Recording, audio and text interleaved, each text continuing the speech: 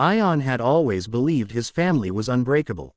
His parents were the kind who held hands even after years of marriage, and his younger sister Hania never slept without hearing a bedtime story from their father. Their house was always loud, with laughter, small arguments, and the smell of their mother's cooking filling every corner. It wasn't a perfect family, but it was theirs. Warm, loud, alive. But everything changed the day their father had a heart attack. Ayaan remembered the silence in the hospital hallway, the look on the doctor's face, the way his mother collapsed, holding her chest as if the world inside her had shattered. He remembered holding Hania, her small hands shaking as she whispered, "Bye, Papa will wake up, right?" He didn't know what to say. How do you tell a child that some goodbyes last forever? After the funeral, the house changed. The laughter died first, then the conversations, then the joy. Their mother stopped humming in the kitchen. Ayaan buried himself in work, and Hania, only 16, grew more distant every passing day. She stopped drawing, something she loved. She stopped eating with them. She started spending evenings alone on the roof, staring at the sky as if she was waiting for someone to come down and fix everything. Ayaan thought he was being strong by staying silent, but in reality, he was falling apart too. He blamed himself for not getting his father to the hospital sooner. He blamed fate, and sometimes, in the quiet of the night, he even blamed God. Months passed, and each day felt like a repeat of the last, silent, heavy, and full of the kind of sadness that makes your bones ache. One night, Ayaan came home to find Hania sitting outside the house barefoot, crying silently. He had never seen her like that. She wasn't loud, she wasn't dramatic. It was the kind of crying that came from the deepest place in the soul. He sat beside her, unsure of what to say. She looked at him with swollen eyes and whispered, "Bye, I feel like we lost everything. I don't know how to live like this." For the first time in months, Ayaan didn't act strong. He didn't hide. He simply pulled her into a hug and broke down too. They cried together, two siblings trying to hold on to the pieces of a life that no longer existed. Their mother watched them from the doorway, tears falling silently. She had been carrying her own pain alone, afraid to burden her children. That night, she finally stepped forward and the three of them hugged, three broken hearts finally admitting they were hurting. From that moment, something changed. Not suddenly, not magically, but slowly. The next morning, their mother woke up early and made breakfast for the first time in months.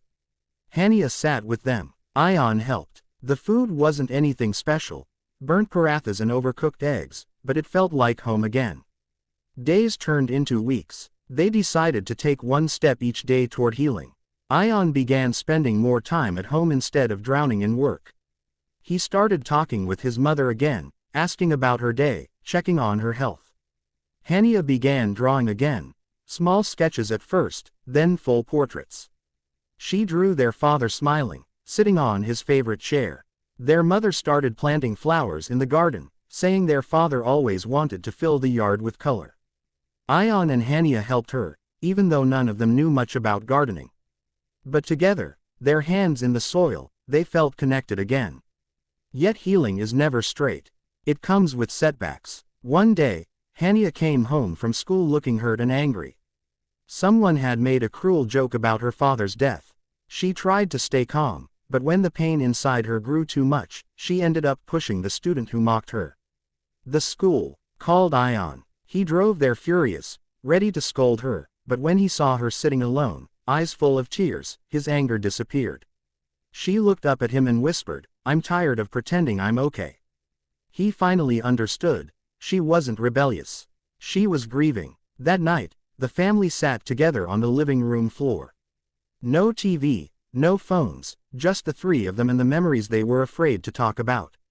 Their mother told them stories about the early days of her marriage. Hania shared how she missed the way her father made hot chocolate for her.